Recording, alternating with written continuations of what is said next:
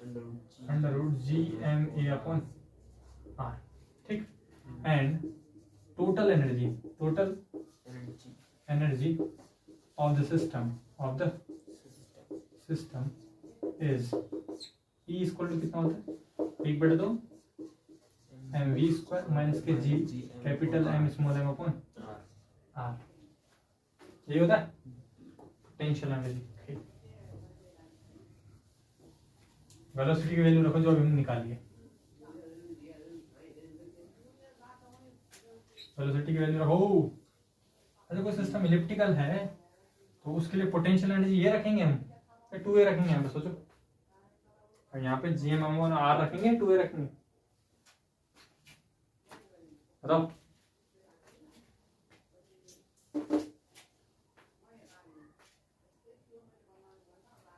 अच्छा बोलो, एनर्जी कितनी होती है हम जो सोल्व करते हैं? ये तो जनरल फॉर्मूला है, बताओ। ये बताओ, ये एनर्जी हम जो सोल्व करते हैं, हमने सोल्व करी थी, कितनी आई थी? माइनस का थी प्लस का थी? Minus capital G M small M upon 2a A bar base था ना, ठीक। माइनस के 1/2 एम वी स्क्वायर माइनस के G capital M small M upon R, बताओ कितना है? एम्प्लाइज माइनस के G capital M small M upon 2a equal to 1/2 M V square minus के G capital M small M upon R, ठीक। Kinetic energy हम रख रहे हैं, पोटेंशियल एनर्जी हम रखने जा रहे हैं, तो मेरे मन में बस यही चीज आ रही है कि ये आर वेक्टर जो है ये कौन सा वेक्टर है? G M M upon R, G M M upon R, R vector कौन सा वेक्टर है? ये R vector small R vector, distance है, वेरिएबल डिस्टेंस है, ये समझ आ रही है? ये वेरिएबल डिस्टेंस है कि सिस्टम को पर्टिकुलरली निकालोगे उस इंस्टेंट पर जहां पर वो होगा उस टाइम की डिस्टेंस है। तो वो शायद इस डायग्राम में बताते हैं उस इंस्टेंट पर पूछ क्या रहा है इस क्वेश्चन में, देखो डिस्टेंस पूछ रहा है उससे, इस टाइम आर की वैल्यू पूछ रहा है। तो ये तो आर हो गया। वेलोसिटी पता है, बताओ कितनी है? रखो velocity minus capital G small M upon 2a minus के इक्वल टू 1/2 एम, वेलोसिटी कितना है? जी एम ए upon R square, V square है ना, capital G small M upon R. कुछ कटा? कुछ नहीं कट रहा, कुछ भी नहीं कट रहा, जी एम एम से ही कट जाएगा सब, कॉमन लेंगे तो आर स्क्वायर बैठ रहा है, कोई बात नहीं, देखा जाएगा। बताओ कितना है? 1/2 कटा क्या? जी कट गया, माइनस का G capital M small M upon 2a, common यहाँ कैसे ले सकते हैं? Capital G small M upon 2 common ले सकते हैं, कितना बचेगा बताओ? एम ए, सॉरी एम भी ले सकते हैं, बताओ। Capital G capital M small M by 2, ये पूरा कॉमन ले सकते हैं ना, बताओ कितना बचेगा? जी एम चला गया बाहर, स्मॉल एम चला गया बाहर, 2 भी चला गया बाहर, तो बचेगा a upon R square minus के 2 ऊपर चला गया, जी एम कैपिटल एम ऊपर है ही, आर नीचे बचा होगा, नीचे बचा होगा, इससे ये कट गया। माइनस का 1 upon a equal to a upon R square minus का 2 अपॉन आर, मल्टीप्लाई करो, माइनस का आर स्क्वायर, उल्टा गुणा कर दी मैंने, इसकी एलसीएम लेके, नहीं समझ में आया?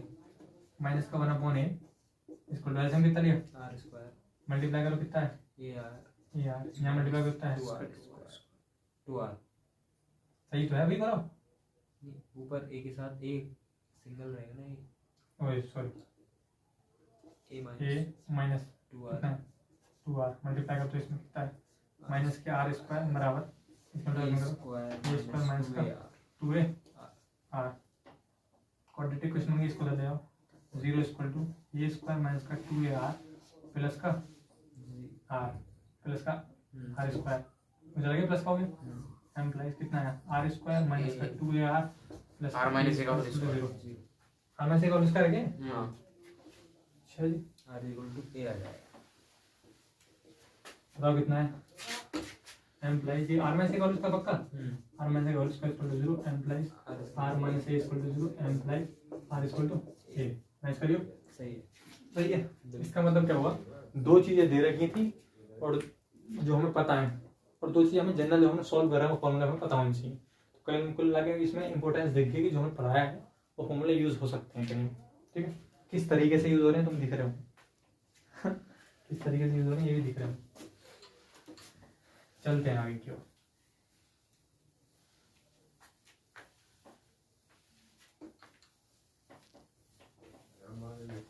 ठीक है, अच्छे से 2-3 बार लिख के देखना, वो याद हो जाएंगे, कोई दिक्कत नहीं।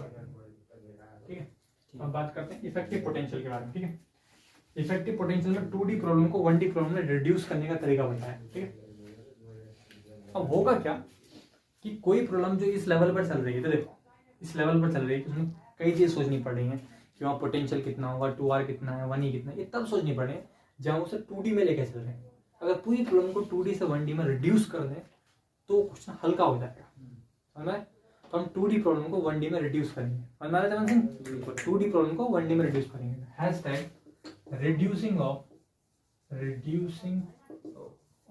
2D problem into 1D।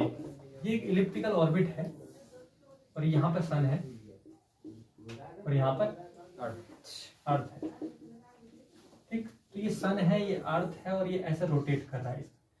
अब पहले बताओ क्या ये प्लेन मोशन है? प्लेन में हो रही है नहीं हो रही? हो रही है। आर प्लस सॉरी ये आर है, ये आर प्लस डी आर। ठीक है, this motion is in plane, so we can describe this type of motion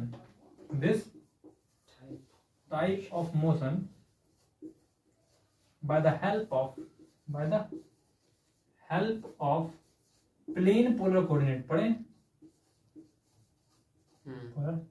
पढ़े नहीं पढ़े? Coordinate system, plane polar coordinate system पढ़ा नहीं पढ़ा? बताओ, पकड़ो बुकलेट, पढ़ा नहीं पढ़ा? ये बताओ लेंथ एलिमेंट स्फेरिकल प्रॉब्लम में कितने होते हैं? dl equal to dr r cap plus rd। गलत दिखाया क्या? rd थीटा क्या plus r sin theta d phi cap. Plane polar coordinate system ये कहता है कि आप ये इमेजिन करो कि पूरे सिस्टम में, अब उस तरीके से समझने जो मैं कहना चाह रहा हूँ, अगर आप पूरे सिस्टम में समझो कि थीटा एंगल ना हो, समझे? शाबाश, ठीक है, स्टार्ट हो गई। ओके, तो बात चल रही थी लेंथ एलिमेंट किसमें होता है? स्फेरिकल पोलर कोऑर्डिनेट सिस्टम में। किसमें होता है? Spherical polar coordinate system. ठीक है, अब बात आ रही है, हम बात कर रहे हैं प्लेन पोलर कोऑर्डिनेट सिस्टम की। स्टार्ट हो गई, देख ले, चल हो गई। ओके, आ जाओ। प्लेन पोलर कोऑर्डिनेट में क्या, हम सिर्फ ये 2 कोऑर्डिनेट लेंगे। जब आप ये 2 कोऑर्डिनेट लेंगे तो आपके दिमाग में चलेगा और सिर्फ ये वाला प्लेन चल रहा होगा, जिसने पढ़ी होगी तो। प्लेन पोलर कोऑर्डिनेट सिस्टम पढ़ो तो अगर आर थीटा में कोई प्लेन बनेगा तो आर ऐसे हो गया और थीटा ये वाला एंगल अगर पूरा घुमा रहे हो तो वर्टिकल प्लेन बन रहा है। क्या बनता है? Vertical plane. ये चीज वर्टिकल हो या हॉरिजॉन्टल हो, प्लेन यही लेके चलेंगे। तो आप क्या करेंगे, प्लेन पोलर कोऑर्डिनेट में ये 2 चीजें लेके चलते हैं। क्या लेके चलते हैं? ये 2 चीजें। अगर आपको वेलोसिटी बनानी है तो क्या बनेगा? dl over dt। वेलोसिटी हुई कितना हुआ? dr over dt r cap plus r d theta over dt theta cap. इसका मतलब आप ऐसे लिख सकते हैं, जो वेलोसिटी होगी वो होगी r dot r cap plus r theta dot theta cap. कोई दिक्कत? बात समझ में आ गई? ठीक, अब इसी चीज को आप और r भी तो वेरिएबल है, इसका दोबारा से नहीं हो सकता। यहाँ पर r वेरिएबल, ऑफ कोर्स करके देखो गुणा भाग करो। पहली बार में पहला बार, दूसरे का प्लस दूसरे बार में दूसरा बार डी थीटा, पहले का D R over D T. ठीक, D R over D T क्या है? रेडियल वेलोसिटी है और डी थीटा का एंगुलर डिस्प्लेसमेंट है। एंगुलर डिस्प्लेसमेंट है। क्या एंगुलर डिस्प्लेसमेंट वेक्टर होता है? पहले ये बताओ, एंगुलर डिस्प्लेसमेंट वेक्टर होता है क्या? बताइए, बुकलेट दो। एंगुलर डिस्प्लेसमेंट वेक्टर होता है? नहीं पता? एंगुलर डिस्प्लेसमेंट वेक्टर होता है। अगर वो स्मॉल क्या हो, स्मॉल हो, तो स्मॉल एंगुलर डिस्प्लेसमेंट वेक्टर होता है। और इन दोनों के बीच में वेक्टर प्रोडक्ट हो रहा होगा, इसकी और इसके बीच में जब वेक्टर प्रोडक्ट हो रहा होगा तो साइन थीटा या कोस थीटा कंपोनेंट आएगा। उस sine theta cos theta component में इन दोनों के बीच का एंगल ऐसा होगा कि ये वाला फैक्टर जो है जीरो हो जीरो हो जाएगा। इसलिए हम डायरेक्ट यहाँ पे इसका समझ डिफरेंशिएशन और इसका डिफरेंशिएशन रखते हैं। बात समझ में आ वैसे भी आर और थीटा 90 डिग्री होंगे। ठीक है, क्या कहा, वैसे भी आर और थीटा 90 डिग्री परपेंडिकुलर होते हैं आर और थीटा, एक दूसरे के, थीटा वास्तव में कोई वेक्टर नहीं होता, पर हाँ वो छोटा सा डी थीटा स्मॉल थीटा को वेक्टर मानते हैं। तो कितना होगा जब मैं इस चीज को नेगलेक्ट कर रहा हूँ तो बताओ कितना होगा, ये हो गया R D theta over D D T theta cap. Theta cap. तो ये हो गया R dot R cap plus R theta dot theta cap. बात समझ में आ गई? ठीक। तो अब ओवरऑल एनर्जी लिखना चाहो तो कैसे लिखेंगे,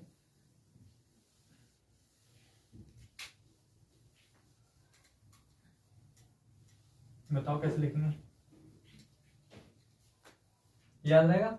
आर डॉट यहाँ लिखा हूँ, बताओ implies so total energy of system, total energy of the system, total energy system का मतलब क्या हुआ, E equal to kinetic energy कितनी होती है 1/2 mv स्क्वायर प्लस पोटेंशियल कितनी होती है VR मान लिया, क्या मान लिया VR। कोई भी सिस्टम में सेंट्रल फोर्स के अकॉर्डिंग दे रखा होगा, तो कितना बोले तो माइनस के GM ऊपर R जो होता है वो ग्रेविटेशनल फील्ड के लिए होता है, समझ में?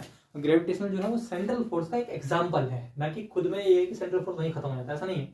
हुक्स लॉ भी एक सेंट्रल फोर्स का एग्जांपल हो सकता है क्योंकि सेंट्रिक और खींचता है, स्प्रिंग को अगर खींचो बाहर तो वो सेंट्रिक और खींचता है, सेंट्रल फोर्स का एग्जांपल है हुक्स लॉ भी, तो ये भी हो सकता है। तो आप क्या करेंगे, हम यहाँ पे v स्क्वायर का मान रखेंगे, वेलोसिटी रखो कितनी है 1/2 m, कितनी है R cap R dot R cap, r dot, पर हाँ उसका वो कर मैग्नीट्यूड लेंगे ना इसका, तो किसका मैग्नीट्यूड लेंगे ना v स्क्वायर, v स्क्वायर, हाँ उसको मैग्नीट्यूड का स्क्वायर करना है, कैसे करेंगे, तो R dot square plus R square theta dot square, r dot square plus R square theta dot r square theta dot square square, ठीक। बात समझ आई? Plus br energy equal to कितना है 1/2 m r dot square plus 1/2 m r square theta dot square plus vr। बात समझ आ रही है? क्या समझ में?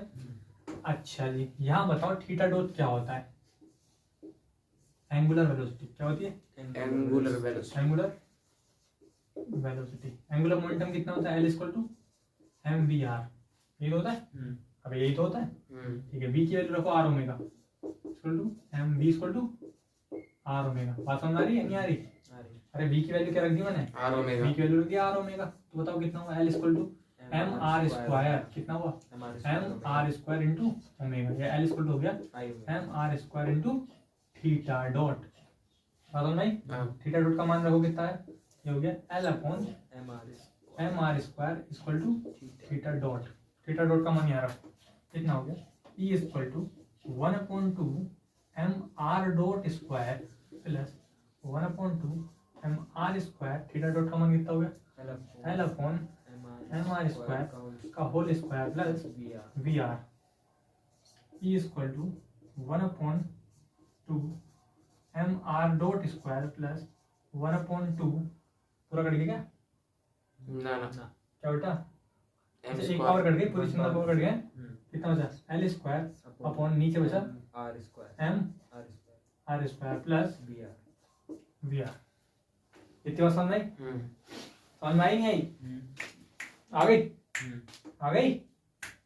बताओ E की वैल्यू कितनी है, इस E की वैल्यू को मैं वहां लिखने वाला हूँ, एग्जैक्ट तुम लोग याद कर लो। E equal to 1/2 M R dot square plus 1/2 L square upon M R square plus V R. बताओ कितना है, एम्प्लाइज E इक्वल टू कितना है 1/2 M R dot square plus 1/2 L square upon M R square plus V R. ये क्या है, ये radial velocity है, क्या है रेडियल वेलोसिटी, कोई दिक्कत? इसका मतलब इस टाइम भी ये लिखा हुआ है, क्या लिखा हुआ है kinetic energy, kinetic energy plus potential energy, क्या लिखा हुआ है पोटेंशियल एनर्जी लिखा हुआ। दिक्कत क्या है कि ये पोटेंशियल एनर्जी माननी पड़ेगी तुम्हें अगर इसे रेडियल मान रहे हो तो, मान लो अगर इसे रेडियल काइनेटिक एनर्जी मान रहे हो तो इसे रेडियल काइनेटिक एनर्जी से मानोगे तो ये पोटेंशियल एनर्जी होगी, लेकिन पहले से अलग है। इसे इस पोटेंशियल कहते हैं इफेक्टिव पोटेंशियल एनर्जी। क्या कहते हैं? Effective potential energy. क्या कहते हैं? इफेक्टिव पोटेंशियल, वी इफेक्टिव कितना होता है? L square upon 2mr square plus V are.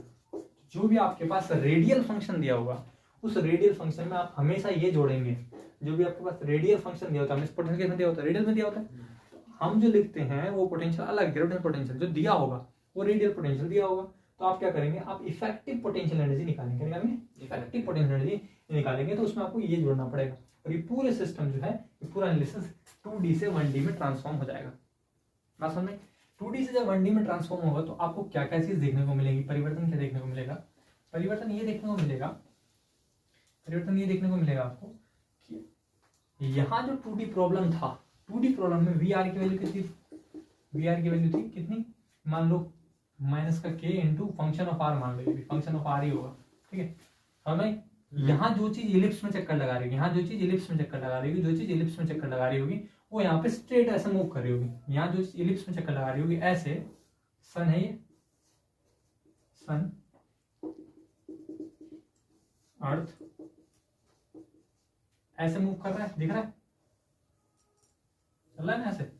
यहाँ ये दिखाएंगे सेंटर है ओ और पार्टिकल अर्थ, ये अर्थ, ये अर्थ रेडियली या तो इधर आ रहा है और उधर जा रहा है, हैंस फोर्थ मोशन कर रहा है। बात समझ में? समझ नहीं आया? यहाँ से डिस्टेंस को तो आर कह रहा हूँ और यहाँ पे डी ओवर डी एग्जिस्ट कर रहा है। समझ में आ रही बात? टाइम के साथ बदल रहा है, इसका मतलब ये ऐसे ऐसे पीरियोडिक मोशन करेगा, ऐसे ऐसे। तो पूरी 2D प्रॉब्लम को 1D प्रॉब्लम में रिड्यूस कर देता है। बस याद ये रखना है कि वी इफेक्टिव निकालने के लिए आपको L square upon 2mr square करना पड़ेगा। बात समझ में? तो मान लीजिए पोटेंशियल फंक्शन है वी इफेक्टिव का और आपसे एक स्टेबल ऑर्बिट कंडीशन निकालने को कह रहा है। क्या कह रहा है? Find out the condition for the stable orbit. Stable orbit की क्या कंडीशन होती है? तो आपको पता होना चाहिए स्टेबल चीजें तब होती हैं जब पोटेंशियल एनर्जी मैक्सिमम हो या मिनिमम हो। स्टेबल चीजें कब होती हैं? जब पोटेंशियल एनर्जी मैक्सिमम हो या मिनिमम। अभी पढ़ा चुका हूं मैं स्टेबिलिटी एनालिसिस, वहां बता दो। मिनिमम, मैक्सिमम हो या मिनिमम हो? मिनिमम हो। हाउ की? पक्का कंफर्म? पक्का कंफर्म, ठीक है जी, पक्का कंफर्म। तो अभी देखते हैं। तो आपको लिए अगर इसमें स्टेबिलिटी कंडीशन निकालनी है तो आपको करना पड़ेगा इसके पोटेंशियल पे मैक्सिमम मिनिमम कंडीशन लगाना पड़ेगा। करना पड़ेगा इसके पोटेंशियल पे मैक्सिमम मिनिमम कंडीशन लगाना पड़ेगा। फॉर स्टेबल ऑर्बिट याद रखना ये जोड़ना पड़ता है वेक्टर, ठीक।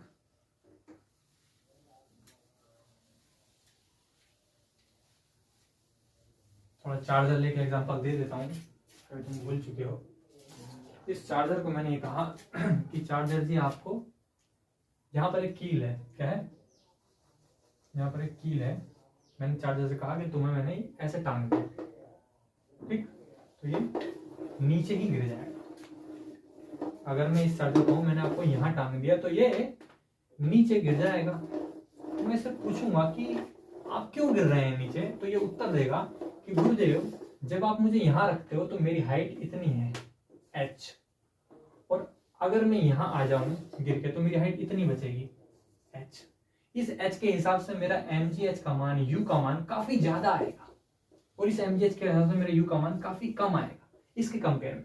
और मुझे दिख रहा है कि मेरी पोटेंशियल एनर्जी यहाँ कम है, इसलिए ये मेरे लिए एक स्टेबल कंडीशन है। बात समझ? तो हर चीज नेचुरल फिनोमेना में वो स्टेबिलिटी अचीव करने की कोशिश करती है, इसका मतलब पोटेंशियल एनर्जी को मिनिमाइज करने की कोशिश करती है। इसी कारण ही सरफेस टेंशन में क्या होता है, बूंद जो है गोल हो जाती है, वो सरफेस एनर्जी को मिनिमाइज करने की कोशिश करती है। किसको? सरफेस एनर्जी को। तो जब भी मिनिमाइजेशन होगा, स्टेबिलिटी अचीव करने की कोशिश होगी तो वहां पर एनर्जी मिनिमाइज करेगा। तो वैसे हम क्या करेंगे, यहाँ पर हम स्टेबल ऑर्बिट कंडीशन निकालने के लिए हम इस वी इफेक्टिव को मिनिमाइज करने की कोशिश करेंगे, डेल वी इफेक्टिव और डेल आर इक्वल टू 0 करेंगे। ठीक है, इसे मिटाकर लिखते हैं hashtag condition for stable orbit. याद आ जाएगा, L square upon 2mr square. पक्का? ठीक ठीक ठीक। Hashtag condition CONDITION condition for stable orbit, for stable orbit. Stable orbit क्या कंडीशन होती है भाई? डेल वी इफेक्टिव और डेल आर वो जीरो होना चाहिए। क्या होना चाहिए? जीरो। जीरो होना चाहिए भाई। तो जीरो करो जरा, कितना होगा? डेल ओवर डेल आर की क्या हमारी वैल्यू थी? L square upon 2m r square 2m r R square plus plus vr V R equal to zero. Gravity के अंडर में जो पोटेंशियल होता है कितना होता है?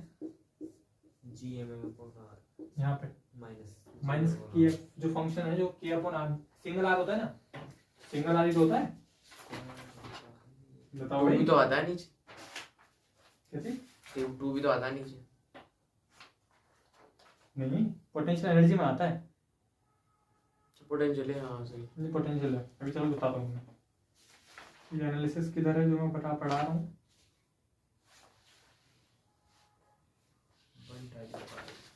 कंडीशन फॉर स्टेबल ऑर्बिट मिला, नहीं मिला तुमको?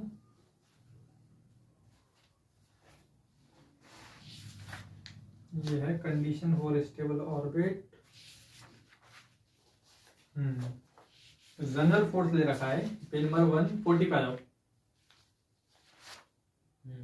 देखा, मैं जनरल फोर्स ले रहा हूँ। Let we have a general force, let we have a general force, general force force. तो जनरल फोर्स दे रखा है F R equal to K R की power minus K are to the power N. इससे potential निकाल लो, वो potential यहाँ रख दो। पता पोटेंशियल कितना होगा इसमें? पोटेंशियल कैसे निकालते हैं फोर्स से? माइनस के integral F two T R. अब ऐसे निकालते हैं तो रखो जरा कितना था? माइनस के इंटीग्रल एफ की वैल्यू कितनी है? Minus K are to the power N into D R. Minus minus plus हो जाएगा पोटेंशियल की वैल्यू। माइनस माइनस प्लस हो जाएगी। करो, B equal to K constant हो गया, आर के हाथ N plus one upon N plus one. रखो यहाँ पर कितना है? के इंटू आर की power N plus one upon N plus one equal to zero. Differentiate करो आर के रेस्पेक्ट में कितना आएगा? माइनस के 2 L square upon 2 M are की घात 3 plus K upon N plus one upon घात नीचे करके एन प्लस वन, घात में से कट गया n plus one minus one equal to zero. बात समझ आ रही है? दो से दो कैंसिल हो गया इक्वल टू माइनस के L square upon M R cube into के upon plus N plus one से एन प्लस वन खत्म, के वन से वन खत्म, आर की power N equal to zero. यहाँ से आर की वैल्यू निकालो, आर की वैल्यू निकालो। निकल सकते हैं, निकल सकते हैं। उधर ले जाओ, आर की वेरिएबल टर्म में वैल्यू आएगी। आर की वैल्यू निकल सकती है यहाँ से। इसको तो ले जाओ, कितना है? K are to the power N equal to l square upon M r के हाथ 3। बताओ कितना है? एम्प्लाइज के इंटू आर की पावर एन इंटू आर की power 3 equal to l square upon m. ठीक है, आर की घात एन प्लस 3 इसको एल स्क्वायर अपॉन एम के। ठीक, इस पॉइंट पर it is the point, it is the point where the potential energy will be minimum, इस पॉइंट पर पोटेंशियल एनर्जी क्या होगी? मिनिमम होगी। बात समझ आ गई? ठीक। एक कंडीशन होता है, अगर पोटेंशियल एनर्जी मिनिमम होती है तो क्या होता है कि डबल डेरिवेटिव जीरो से बड़ा होगा छोटा होगा? बता, जीरो से बड़ा होगा छोटा होगा? छोटा होना चाहिए। कितने पागल हो तुम। डबल डेरिवेटिव उच्च निम्न हाँ सॉरी ग्रेटर देन जीरो होगा, सही है। चमन सिंह उच्च मैक्सिमम मिनिमम, गौरव सिंह हो ही ये चीजें उल्टी चीजें होती है वहां पे। डबल डेरिवेटिव नहीं समझ में आया क्या? आगे समझो, पॉजिटिव होता है, समझ में नहीं आया। Hence, hence for minimum potential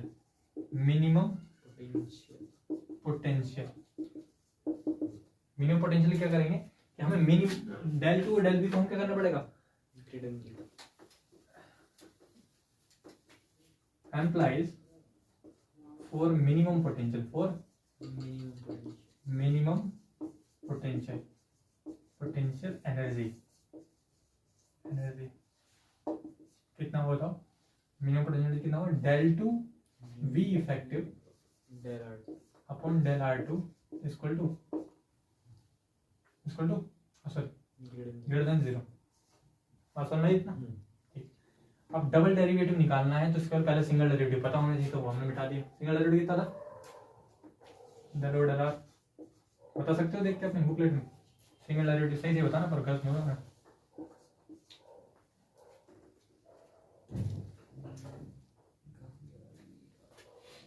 single derivative बता सकते हो नहीं नहीं दिख रहा नहीं दिख रहा तो मैं बताता हूँ। First condition using second condition ये देखो ये लिखा हुआ दिखा तुम्हें के आर नोट की पावर एन माइनस के L square upon M r naught की घात 3 ये देखो ये फर्स्ट डेरिवेटिव है। ठीक है रखो दोबारा डिवीजन करो कितना आएगा k n into r naught की power n minus 1 minus k 3 l square M r naught की घात 3 माइनस 1 सही है। आर के एन क्या हुआ खाली आर चल रहा था ना हमारा सॉरी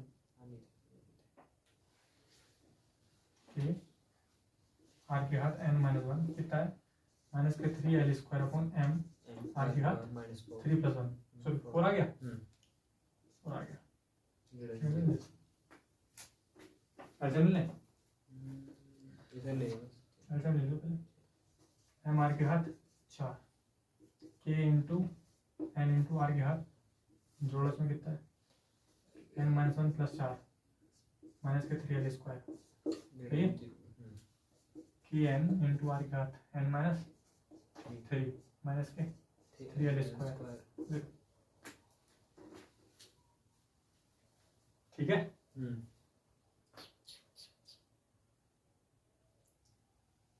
एन माइनस 3 +3 आएगा भी यहाँ पे +3 आएगा ना +3 आएगा।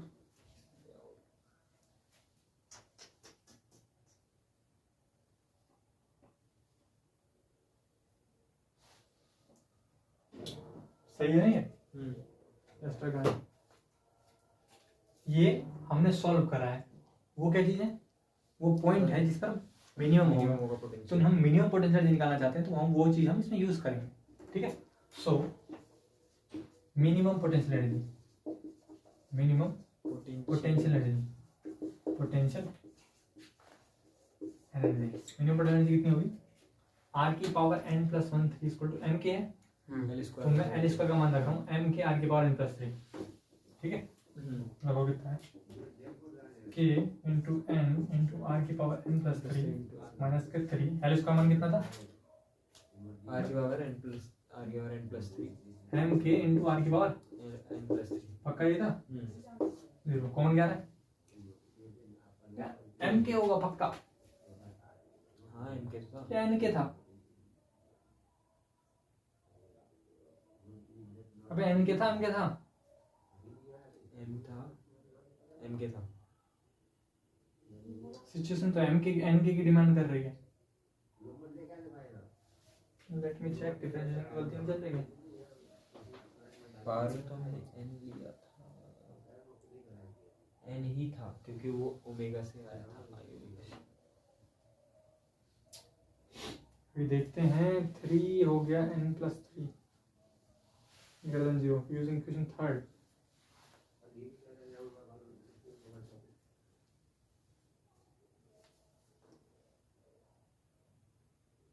Three l square upon m k 3l square upon M R की पावर 4 के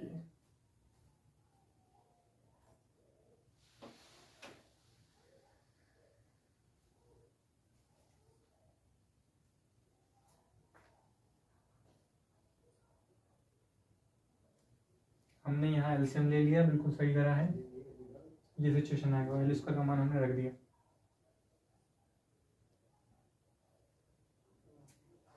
यहाँ हमने एलसीएम लिया तो एम यहाँ आना चाहिए यहाँ पे देखो यहाँ ये देखो यहाँ कमी यहाँ पर जब यहाँ एलसीएम लिया तो यहाँ आएगा नहीं आएगा आएगा कॉमन देखो कितना आ रहा है m के m के कॉमन आ r गया, की पावर n प्लस 3 r की पावर n प्लस 3 कॉमन आ गया, कितना बचा n माइनस 3 ये आया है।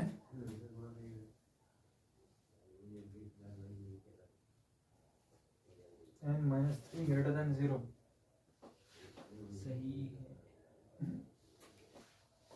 कहीं पर तो कुछ लोचा चल रहा है।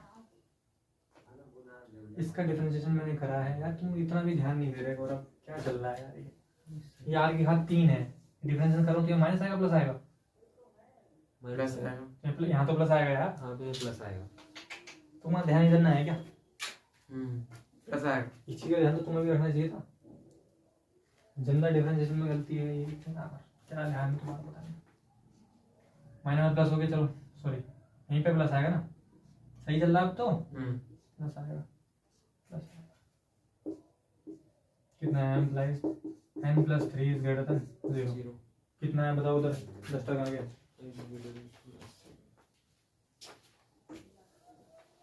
तीन को इधर ले आओ, n is greater then minus 3 सही है, सही है। देखो मैच करो, सही है। मैच करो, सही है। पक्का। पक्का। This is the condition of stable orbit, stable orbit. जो आपका फोर्स था, फोर्स कितना था हमारा, माइनस का k r की पावर n, r की पावर n, माइनस 3 से ज्यादा होना चाहिए, n का मान माइनस 3 से ज्यादा होना चाहिए, पता होना कि जैसे माइनस 2 हो तो माइनस 2 क्या बनता है, लॉ ऑफ वही ग्रेविटी से बन जाता है। माइनस 1 हो तो law of Hooke's law, spring constant बनता है kx, समझ मेरी बात। तो वो सब चीज स्टेबल ऑर्बिट देती है, अगर माइनस 3 से ज्यादा हो जाए तो स्टेबल ऑर्बिट नहीं देगा। बात समझ में आ रही नहीं आ रही, जैसे r के घात 5 आ रहा है नीचे तो स्टेबल ऑर्बिट नहीं देगा। इसको इधर लाएंगे तो यही बनेगा ना, हाँ पक्का। पक्का। ये अनइक्वालिटी है, माइनस प्लस 3 को लाओगे तो माइनस 3 हो जाएगा, ठीक है। लेट मी चेक, सही है बिल्कुल। माइनस 3 से ज्यादा होना चाहिए, माइनस 3 से ज्यादा, माइनस 3 से ज्यादा होना चाहिए, समझ में आ गई। अब ये चीज आप देखेंगे स्टेबल ऑर्बिट की आपको कंडीशन पता चल गई है कि माइनस 3 से ज्यादा होना चाहिए। ये पूरा प्रूफ सिर्फ इसलिए कराया था ताकि आप समझ पाए कि माइनस 3 से क्यों ज्यादा होना चाहिए, क्योंकि इफेक्टिव पोटेंशियल का डबल डेरिवेटिव n की पावर के लिए मिनिमम होता है, ठीक। Condition for hashtag, condition for circular orbit, condition for circular orbit, circular orbit. Circular orbit कब बनेगा, सीधी बात, हुक्स लॉ को देखें अब, हुक्स लॉ, और देखें gravitational law, gravitational TATION, gravitational, gravity, gravity लिख देता हूँ, GRAVIT, ग्रेविटी। हुक्स लॉ क्या होता है, equal to minus kx, kr लिख देता हूँ, यहाँ इक्वल टू माइनस का k अपॉन r स्क्वायर होता है। आप कंपेयर करें, इसकी कंपेयर करें f इक्वल टू किससे, माइनस के r की पावर n से, इसकी भी कंपेयर करें f इक्वल टू माइनस के r की पावर n से, कंपेयर करो कितना आ रहा है इनका मान, n का मान 1 आ रहा है यहाँ पे और यहाँ माइनस 2 आ रहा है। इन दो मानों के लिए for these values, for these values the orbit will be stable, circular, stable and circular, stable and circular. कोई सी भी ऑर्बिट हो, बाउंडेड हो, सर्कुलर हो, स्टेबल हो, याद रहे सोल्व करते समय उसका मान माइनस 3 से n का मान क्या होगा, बड़ा होगा हमेशा, ठीक है। ये क्वेश्चन देखते हैं, समझ में जाएगा क्या कहना चाह रहे हैं। इसके नीचे एक एग्जांपल दे रखा है, उसे समझो।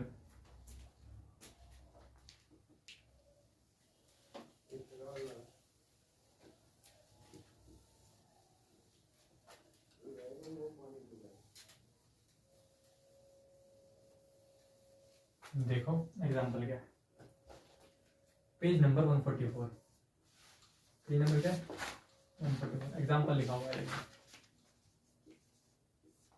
क्या कह रहे हैं, a particle moves under the central potential, central potential दे रखा है VR given, देखो गलत क्या दे रखा है, कितना दे रखा है, माइनस के अपॉन r की पावर n, r की power. What should be the value of m for its orbit to be stable, orbit के स्टेबल होने के लिए क्या होना चाहिए, m का मान कितना होना चाहिए। तो बस सीधी बात है, हम इसकी कंपेयर किससे करेंगे, माइनस के f को, सॉरी पहले इससे फोर्स निकालो, याद रहे वो फोर्स का फॉर्मूला है जिससे कंपेयर करना है, जिससे कंपेयर करना है वो किसका फॉर्मूला है, फोर्स का। तो इससे फोर्स निकालो, कैसे निकालेंगे, कैसे निकालेंगे, grade F is equal to minus grade V, F is equal to minus के del V over del R is equal to minus के del over del R minus के K upon R to the power M, कितना minus plus के बाहर आ गया, del over del R 1 अपॉन R to the power M, घात नीचे गिर गया, कितना है माइनस का M के इंटू घात में से घट गया, घात में से घट गया R के हाथ माइनस M माइनस 1, बता दी कोई दिक्कत नहीं, समझ में आया क्या,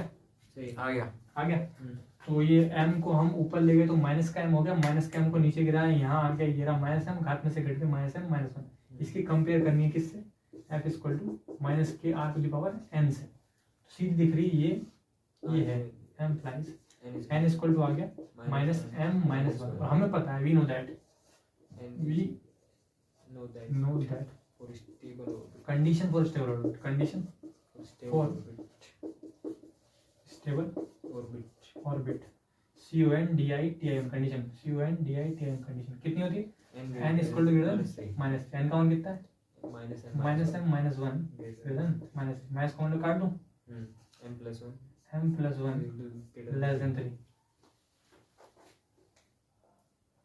देख लो m प्लस 1 लेस देन, क्योंकि जब माइनस काटोगे ना एसिमेट्री का चिन्ह चेंज हो जाएगा, तो घाट घटाएंगे तो m का मान कितना है 2 से कम होता है, ठीक है। तो हमेशा जब सोल्व करते समय आप ये ना सोचें कि हमेशा -3 से बड़ा होगा टिक मार दिया, कंपेयर करना है फोर्स से, कंपेयर करके रिजल्ट निकालना है, बात समझ में, रिजल्ट फोर्स से कंपेयर करके n पावर के लिए हमको रूल पता है, अगर फोर्स इस पावर पे दे रखा है तब हम बोलेंगे इस n का मान इस कंडीशन के लिए सत्य है, -3 से बड़ा होना चाहिए, ठीक है। अब यहाँ पे उत्तर कितना है, इसको बदल जाओगे तो 2 हो जाएगा, 3 में से क्या, दो m equal to less than 3 minus 1 m plus m equal to less than 3 में से क्या 2,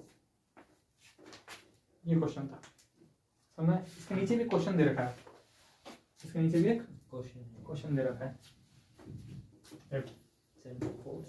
ये वाला क्वेश्चन छूटेगा नहीं, नहीं, देख लो ये छूट ना जाए, और बहुत कम लोगों को पता है, जो लोग कोचिंग कर रहे हैं उन्हें पता है, बस जो लोग BSc लेवल इधर पढ़ रहे हैं उनका तो उन्हें खैर कुछ भी ना पता। एग्जाम्पल नंबर 2 बताओ, उसके नीचे क्या देगा, फोर्स की वैल्यू दे रखी है, क्या दे रखा है, माइनस के अपॉन r की power 3 minus n 3 minus n, तो हमें किससे कंपेयर करनी है इसकी, फोर्स से F इक्वल टू माइनस के r to the power n से कंपेयर करनी है, बताओ कितना है, m plus n equal to इस पावर को ऊपर ले आऊंगा -3 प्लस माइनस के 3 माइनस का n, बात समझ आ रही है, समझ सिंह, हम्म नहीं आई तो बताओ यार, आ गया तो एक काम करते हैं, इसे कुछ n डैश मान लो, तो n डैश इक्वल टू कितना आ गया minus k 3 minus plus plus k n, ठीक है। हाँ we know that condition for stable orbit, condition for stable orbit for stable orbit कितना होता है, n dash should be greater than 3 minus 3 minus, यही है पक्का, हाँ मान कितना -3 प्लस n माइनस 10 से, या तो एक काम करो इसको दे जाओ, कितना हुआ plus n greater than -3 plus 3, क्या हो रहा है, गलत हो गया कुछ,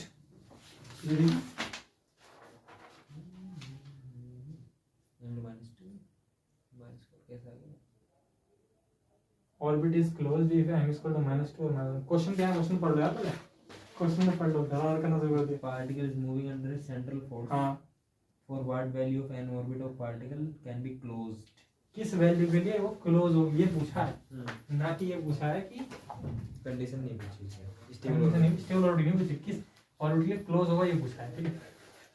तो सीधी सी बात है, क्लोज के लिए क्या होता है, for close orbit, for close orbit, ठीक है। क्लोज ऑर्बिट की 2 कंडीशन बताई थी मैंने, क्या, n का मान या तो 1 हो और n का मान -2, हुक्स लॉ वो लोग बताए थे, हाँ हुक्स लॉ में एक आया था ग्रेविटी -2 है, तो ये रखेंगे यहाँ पे रखो, n डैश का मान है, so 1 equal to -3 plus n, इसको इधर लाओगे तो कितना होगा 1 plus 3 equal to n, n equal to 3 और 1 4, और यहाँ सॉल्व कर लो, इसका मान ये रख दो -2 इक्वल टू -3 प्लस n, इसको इधर लाओ कितना हो गया प्लस का 3 हो गया, माइनस का 3 इधर आके प्लस का 3 हो गया, -2 इक्वल टू n, 3 हो गया 1 equal to n equal to 1, close orbit होंगे, सही, बात समझ में आ गई, पक्का सही बताओ यार। बिल्कुल सही। ठीक, आगे चलते हैं।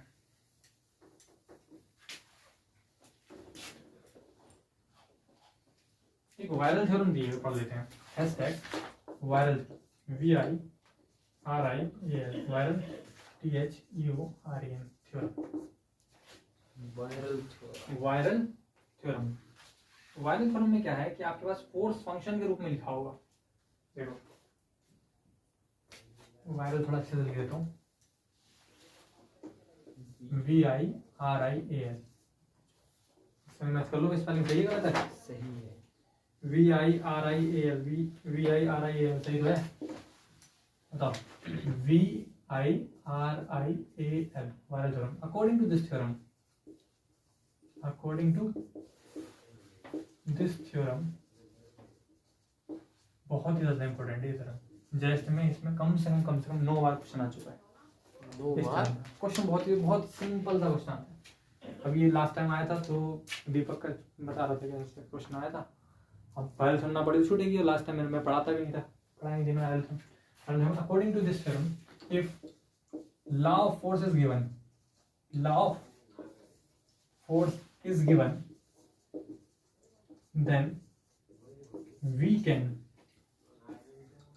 calculate the relation between average value of kinetic energy and potential energy if force जो है वो ये हो, FR प्रोपोर्शनल टू R की पावर n, ऐसा कोई फोर्स दिया, याद रहे फोर्स दिया हो, पोटेंशियल दिया हुआ है तो फोर्स बनाओ उससे पहले, याद रहे फोर्स जिसके लिए जो कहा गया वो याद है, क्या है फोर्स दे रखा हो, तो आपका रिलेशन जो होता है वो होता है kinetic energy equal to n plus half P, याद रखो काइनेटिक एनर्जी होगा implies by virial theorem, kinetic energy की एवरेज वैल्यू जो होगी वो होगी n प्लस हाफ n+1/2, और यह पोटेंशियल एनर्जी, ये होती है वायरल थ्योरम। ठीक, सही है, बिल्कुल ठीक, ये पकड़ो। अब होता क्या है वायरल थ्योरम से आप क्या स्पष्ट कर सकते हैं, यहाँ तो आपको देखने को मिल जा रहा है कि एग्जांपल दे दिए हैं, चलो हुक्स लॉ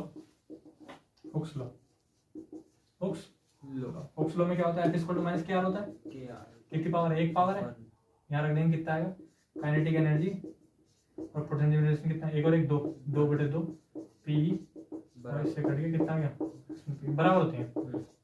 अगर आप ग्रेविटेशनल फोर्स लें, ग्रेविटी TI और ग्रेविटेशनल फोर्स लें, जो फोर्स कितना होता है, F = माइनस का K upon R square = minus का K इंटू R की पावर -2। सही बताओ भाई। अब R के साथ 2 ऊपर चले गया, R के साथ -2 हो गया, -2 रख दो यहाँ पे, कितना हुआ, expectation of kinetic energy equal to -2 plus 1/2 equal to expectation of P, और -2 में से गया -1 बचा, -1/2 P। बात समझ में, देखो ना यार, -2 है, -2 है तो -2 में से 1 गया, -2 में से 1 गया, कितना बचा, -2 में से 1 गया, -1 बचा, -1/2 P। यही चीज देखने को मिलती है जब निकालो। ये नहीं बताता कि पोटेंशियल एनर्जी कितनी होगी, ये भी नहीं बताता कि काइनेटिक एनर्जी कितनी होगी, पर ये बता देता है कि उन दोनों में रिलेशन क्या है। फायदा क्या है, फायदा ये अगर किसी सिस्टम के दौरान ने काइनेटिक एनर्जी दे रखी है किसी और पूछ रहा पोटेंशियल एनर्जी, तो बिना वायरल थ्योरम के निकलेगी नहीं, क्योंकि डिफरेंट फोर्स सिस्टम के लिए काइनेटिक एनर्जी हो जाने पर पोटेंशियल निकल जाएगा, पता थोड़ी है। पर जब टोटल एनर्जी नहीं दी है, कैसे निकाल दो काइनेटिक एनर्जी, तो वायरल थ्योरम से निकाली जा सकती है, इसलिए इंपॉर्टेंट फोर्स दिया हुआ है। ठीक, बाकी जो है आपका इसमें कुछ भी नहीं है, ग्रेविटेशन चैप्टर खत्म हो गया है। गॉस थ्योरम है वो इम्पोर्टेंट नहीं है, फिर भी मैं आपको थोड़ा सा गॉस थ्योरम का बता दे रहा हूँ, वैसे वो इम्पोर्टेंट नहीं है तो आप नहीं पढ़ो तो अच्छा है। क्या बोला, पढ़ा दो, चलो पढ़। गॉस थ्योरम क्या है, डस्टर दिखाओ समझ सिंह। गॉस थ्योरम क्या होती है पहले बताओ,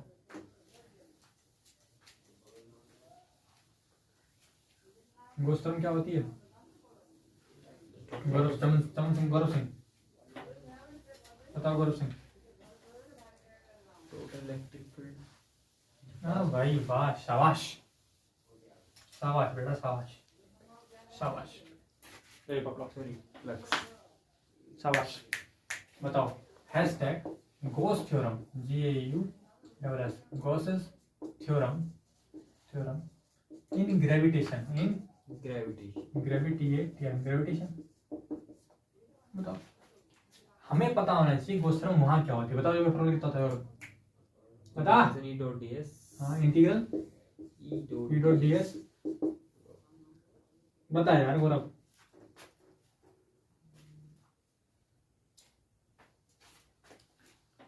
देख रहे क्या हालत है EMT की। 1/ε गुना होता है उस चार्ज के चार्ज का, क्यों 1/ε टाइम Q एनक्लोज। वैसे यहाँ पर होता है gravitational flux, gravitational flux is equal to, यहाँ कांस्टेंट ये तो रहेगा नहीं, तो यहाँ पर होता है 4 पाई कैपिटल G। क्या होता है? 4 पाई कैपिटल G। ये कांस्टेंट किसकी जगह? हॉरिजॉन्टल की जगह। और ये Q इनक्लोज की जगह होता है मास इनक्लोज्ड, मास इनक्लोज्ड। याद रखेंगे क्या होता है? मास इनक्लोज्ड। तो ये कैसे लिखा जाएगा फ्लक्स? इंटीग्रल क्या लिखेंगे?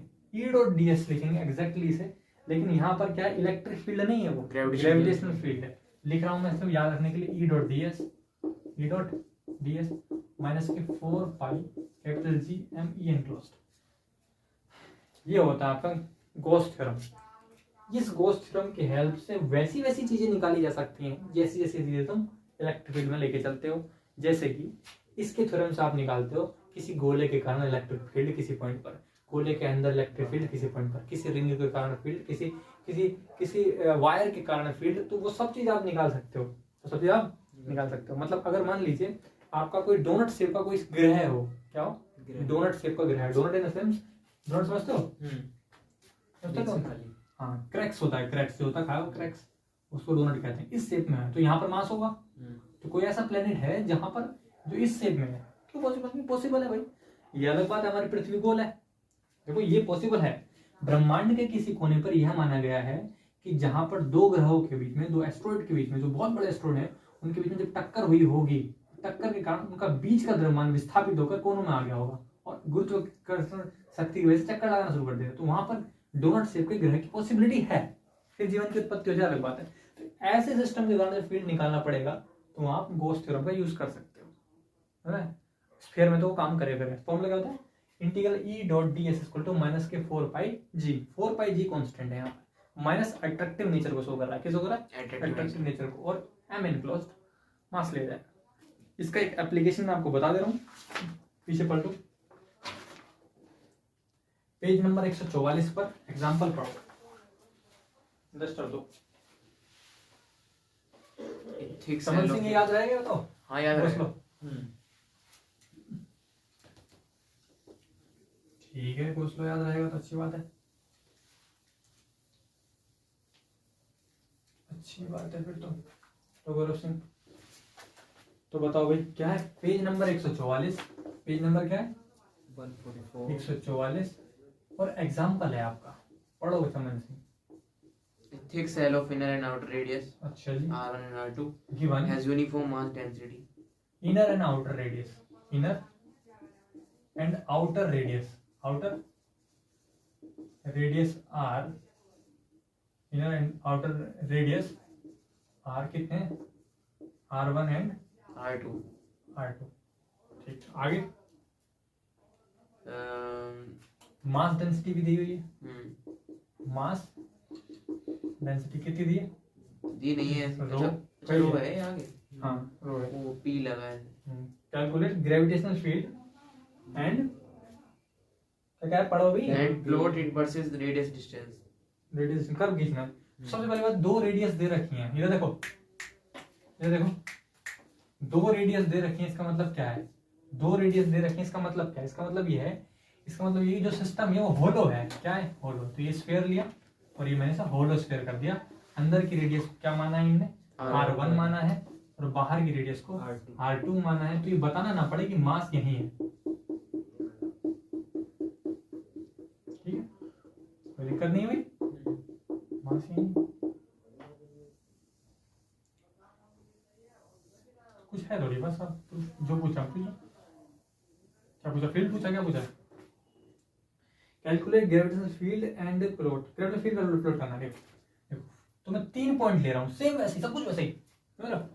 अब मैं तो एक ही डेरिवेशन करा रहा हूँ, अगर आपको बाकी भी करना पड़े तो ये करा रहा हूँ, बिल्कुल अंधाधुंध वैसे ही कर देना ग्रेविटी वाला, मैं ज्यादा ध्यान से नहीं दे रहा। तो एक पॉइंट मैं आउटसाइड ले लेता हूँ यहाँ, ठीक, इसे फर्स्ट पॉइंट मान लेता हूँ, फर्स्ट। एक सेकंड पॉइंट यहाँ ले लेता हूँ, सेकंड, और एक थर्ड पॉइंट यहाँ ले लेता हूँ, ठीक है। पहले फर्स्ट पॉइंट को करते हैं, फर्स्ट केस। फर्स्ट करना क्या है, गॉसेस थ्योरम लगानी है, क्लोज सरफेस बनाना पड़ेगा, लगा दिया? वही मैं बिल्कुल वैसे ही करूंगा ताकि तुम्हें कंफ्यूजन ना हो। ऐसे करा, फ्लक्स निकला, E डॉट डी एस, समझ में आ रहा क्या? E dot d S integrate करोगे तो पूरे से आ जाएगा, डी फाई है नहीं, डी फाई निकला, E डॉट डी एस, समझ? ये वाली डिस्टेंस को मैंने वेरिएबल मान लिया, आर by Gauss law, Gauss's theorem. बताओ भाई गॉस थ्योरम क्या होती है? E dot ds integration E dot d s equal to minus का 4 पाई g माइनस का 4 pi G cap M m enclosed। इसका मास दिया है क्या? दिया नहीं है लेकिन डेंसिटी दी है। फिर तो अच्छी बात है। E इंटू बाहर तक का सरफेस इंटीग्रल डी एस, अभी गौरव चमन सिंह बताएंगे, ठीक है। माइनस का 4 pi capital G M enclosed, पूरे का मास बताना है। मास अपॉन डेंसिटी होता है, मास अपॉन वॉल्यूम, तो मास हो जाएगा वो डेंसिटी इनटू वॉल्यूम, वॉल्यूम होगा 4/3 pi r1 cube minus r cube equal to m, गलत ना हो गया तेरे बोलते बोलते हैं। Density equal to mass density equal to mass upon volume, mass upon volume, volume की मल्टीप्लाई कर दी तो density into volume equal to mass. Mass. तो ये पूरा मास निकालने के लिए करना पड़ेगा, डेंसिटी को वॉल्यूम से मल्टीप्लाई करनी पड़ेगी। अब वॉल्यूम कौन सा लूं? 4/3 pi r1 cube minus 4/3 pi r1 cube पाई r1 क्यूब माइनस माइनस 4/3 पाई r2 क्यूब पाई r2 क्यूब। जो बता रहे हो वो मैच भी कर लेना। ओके जी। अब फ्लक्स बताओ ये क्या लेना है भाई, यहाँ इसका जगह क्या रखूं, इसकी जगह क्या रखूं, डीएस की जगह r2 रखेंगे। Very good. इसका यहाँ पर सरफेस लेते हैं, ओ बाहर है जहां पर फ्लक्स निकालते हैं उसका सही, सरफेस एरिया हाँ, लेते हैं। हाँ। कितना आएगा? बात समझ में नहीं आई क्या? आगे जमाने में बहुत प्रूफ करे मैंने। इधर की तरफ वो लेते हैं जहां का सरफेस एरिया लेना, इधर की तरफ वो लेते हैं जहां तक मास एनक्लोज है। तो इस समय दोनों की वही सिचुएशन है, तो यहाँ पर 4 पाई r स्क्वायर आएगा। कितना आएगा? 4 pi r2 4 pi small r square equal to minus के 4 पाई कैपिटल 0 4 पाई 3 पाई कॉमन ले लिया, r1 क्यूब माइनस के r2 क्यूब, कुछ कटा कर लिया, सही है। एम्प्लाइज E इक्वल टू बताओ कितना है, माइनस के 4 पाई 0 capital 0 upon 3 r square upon 3 तो गया 4 पाई से 4 पाई r स्क्वायर 2 r1 क्यूब। किस वैज्ञानिक ने r1 क्यूब रखवाया था पहले? रेडियस तो r2 की ज्यादा है, रेडियस तो r2 ज्यादा है ना। ओके सही r2 बोल रहा r2 कितना है? r2 अब बताओ ना किसकी ज्यादा है रेडियस? r2 ही ज्यादा है ना। r2 ज्यादा तो यहाँ रखो r2 cube minus r1 cube. ये तो कांस्टेंट है, ये तो कांस्टेंट है, वेरिएबल ही है, मतलब फील्ड जो है आगे इनवर्स प्रोपोर्शनल कर रहा है। समझ रहे बात? सेकंड केस देखो, सेकंड केस बिल्कुल सटीक उसी तरीके से करना है। इनसाइड आ जाए और ध्यान देना, मजा आ जाएगा, बिल्कुल मजा आएगा और पक्का। थोड़ा भी तुम्हारे अंदर दिमाग होगा पीछे की जिज्ञासा होगी तो पढ़ा था नहीं मैं, काम का नहीं है ना। लगाओ भाई, by Gauss's theorem, Gauss's theorem अभी गौरव बताएगा कैसे लगाते हैं। बताओ गॉसेस थ्योरम क्या थी?